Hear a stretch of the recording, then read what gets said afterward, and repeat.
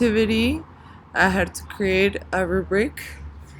And which steps did I follow to design this rubric? First, I identified the outcome.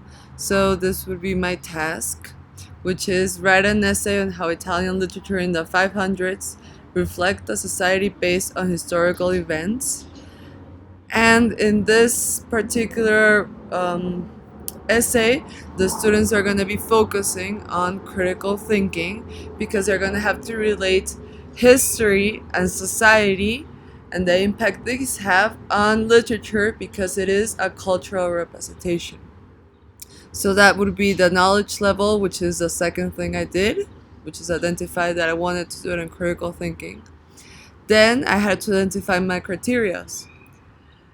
In this case, I did divide it into 4 criteria, which is organization, knowledge and understanding, length,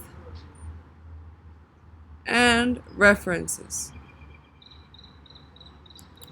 Since this work is based on critical thinking, I decided that organization and knowledge and understanding have to be the ones with the highest value on the rubric.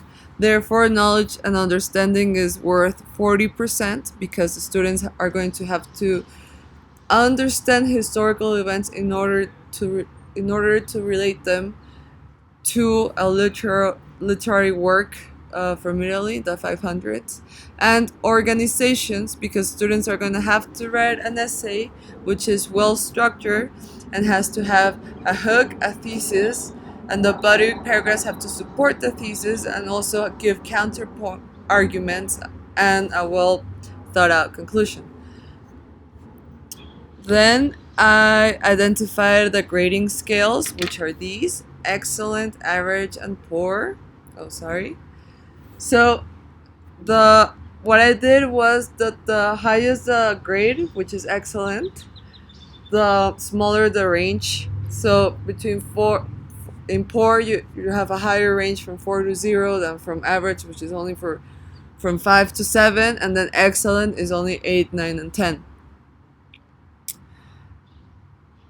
And the hardest part for me when doing this rubric was choosing how to grade which criteria give them the highest values, and also how to grade these. And in order to solve this problem I had, what I did was I made up grades that an average student I thought would get.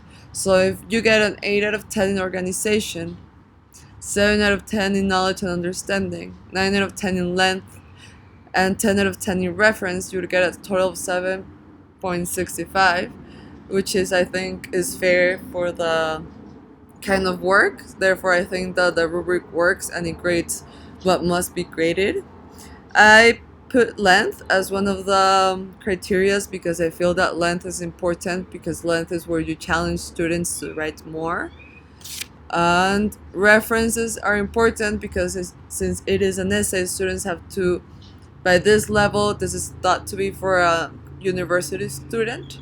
For this level, students should already know how to cite with APA or MLA citation or any citation. So this is my rubric, and I hope this video is good for people to understand how to write a rubric. Thank you very much.